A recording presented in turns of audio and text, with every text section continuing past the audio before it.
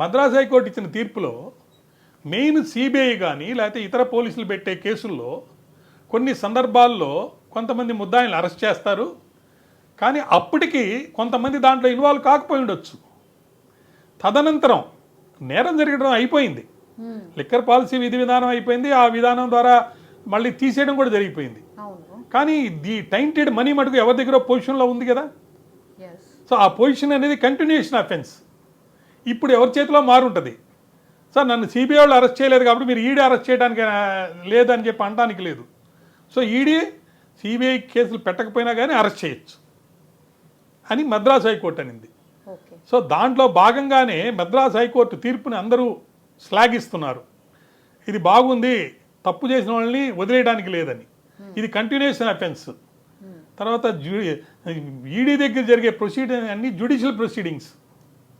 నేరాలన్నీ కూడా non cognisable, non bailable. ఇవన్నీ మనం మనసులో పెట్టుకోవాలి ఒక దాని గురించి ఆలోచించేటప్పుడు.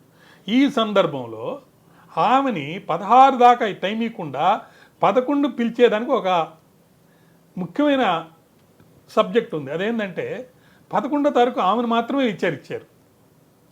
ఆమెను మాత్రమే విచారించి ఆ స్టేట్మెంట్ ఆమె చేత రికార్డ్ చేసుకుని సంతకాలు పెట్టించుకున్న తర్వాత 66 లేకపోతే ఒక పర్టికులర్ సెక్షన్ కింద వాళ్ళందరూ ఈ యొక్క సమాచారాన్ని ఒకరికొకరు చేరవేసుకున్నారు.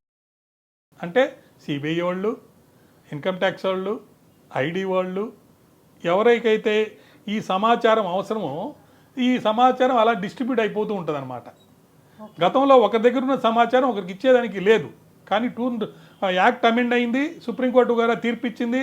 ఒక నేరస్తుని పట్టుకునేటప్పుడు అనేక సంస్థల మధ్యలో మంచి అవగాహన ఉండాలి అనే ఉద్దేశంలో. కాబట్టి మొన్న జరిగినటువంటి స్టేట్మెంట్ రికార్డింగ్ అనేది పకడ్బందీగా చేశారు. చేసిన తర్వాత దాన్ని ఇతరులకి ఇన్ఫర్మేషన్ వెళ్ళింది కాబట్టి ఇప్పుడు సిబిఐ వాళ్ళ రంగంలో దిగి ఈ ఇచ్చినటువంటి స్టేట్మెంట్ బేస్ చేసుకొని ఇంకెవరెవరిని అరెస్ట్ చేయొచ్చు, లేదా ఎవరెవరి మీద ఫర్దర్ పరిశోధన చేసి ఎవిడెన్స్ కలెక్ట్ చేసి వాళ్ళని కూడా ఇన్వాల్వ్ చేయొచ్చు అనే దానికోసం భాగంగా చేసింది. అది ఈరోజు జరిగే పరిశోధనలో ఎగ్జామినేషన్ ఆఫ్ దాంట్లో ఇతరుల విట్నెస్ని ఆల్రెడీ 2 ముద్దాయిలు ఉన్నారు. ఒక ముద్దాయి జైల్లో ఉన్నాడు, అంటే పిళ్ళయ్య గారు. బుచ్చిపాపుకు కూడా సమ్మనిచ్చారు రమ్మని, ఆయన కూడా ఈరోజు వెళ్ళాలి. అంటే నాకు వచ్చిన సమాచారం ప్రకారం వాళ్ళిద్దరినీ కన్ఫరెంట్ చేస్తారు. నెక్స్ట్ ఈ వాట్సాప్ల ద్వారా, గూగుల్ ద్వారా కొంత సమాచారం ఉంది. సెల్ ఫోన్లు సీజ్ చేశారు కదా, ఆ సెల్ ఫోన్ సీజ్ చేసిన దానిలో డీకోడింగ్ చేసుకొని ఎవరెవరికి ఎంతసేపు ఎప్పుడు మాట్లాడారు, ఎవరు మాట్లాడారు కూడా తీసుకుంటారు. ఇవన్నిటినీ కాన్ఫరెంట్ చేసి ఫైనల్గా స్టేట్మెంట్ రికార్డ్ చేస్తారు.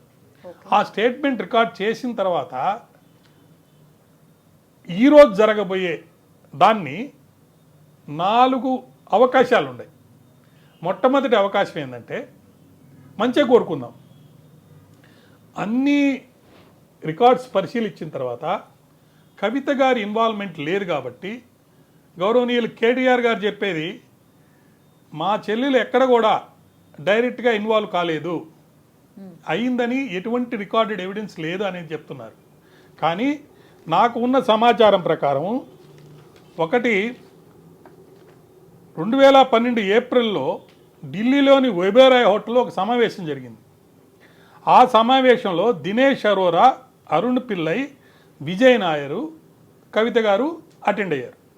2022 ఏప్రిల్ అటెండ్ అయ్యారు. ఇది కూడా దినేష్ అరోరా 3వ తారీఖు ఇచ్చిన వాంగ్మూలంలో, అంటే 2022 అక్టోబర్ 3 ఇచ్చిన వాంగ్మూలంలో చెప్పాడు. అంతేకాదండి, పిళ్ళయ్య గారు ఇచ్చినటువంటి వాంగ్మూలంలో కూడా అరుణ్ పిళ్ళయ్య గారు నవంబర్ 11 ఇచ్చాడు.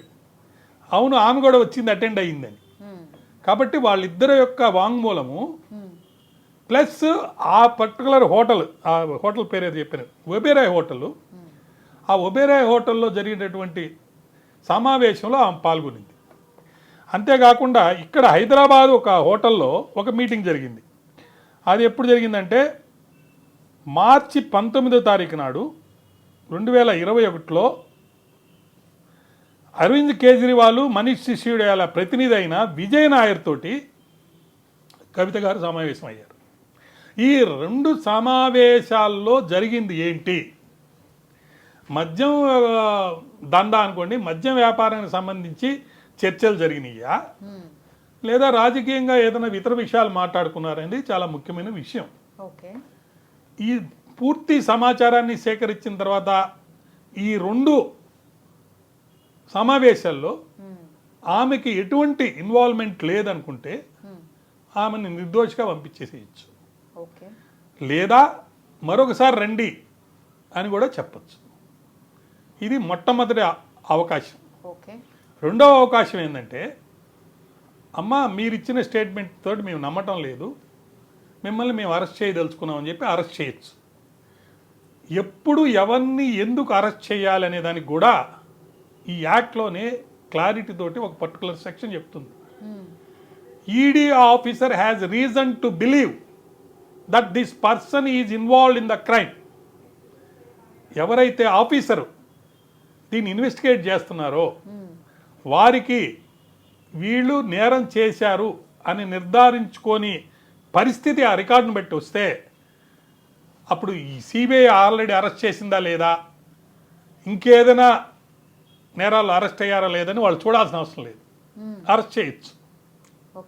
అరెస్ట్ అయిన తర్వాత మళ్ళీ కావాలంటే సిబిఐ కూడా అరెస్ట్ చేయొచ్చు. కాబట్టి రీజన్ టు బిలీవ్ అనేది ఉండాలి. ఆ రీజన్ టు బిలీవ్ అనేది ఆ ఆఫీసర్ యొక్క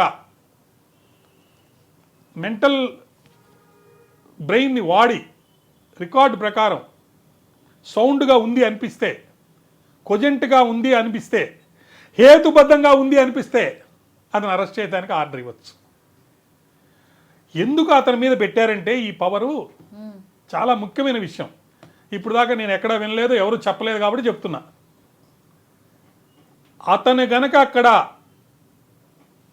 అరెస్ట్ చేసేటప్పుడు అతనికి బేసిస్ లేకుండా అరెస్ట్ చేస్తే అతను శిక్షార్హుడు. సెక్షన్ 61, 62, 63 మనం చదివితే ఎవరిని అపాయింట్ చేయొచ్చు, ఎవరికి ఏం అధికారం ఉంది, దాంతోపాటు ఎవరు తప్పు చేస్తే అంటే ఆఫీసర్లు వాళ్ళ మీద ఎటువంటి శిక్ష తీసుకోవచ్చు, కంప్లైంట్ ఇచ్చినోడు తప్పు చేస్తే వాడి మీద ఎప్పుడు శిక్ష తీసుకోవచ్చు అనేది ఉంది క్లియర్గా.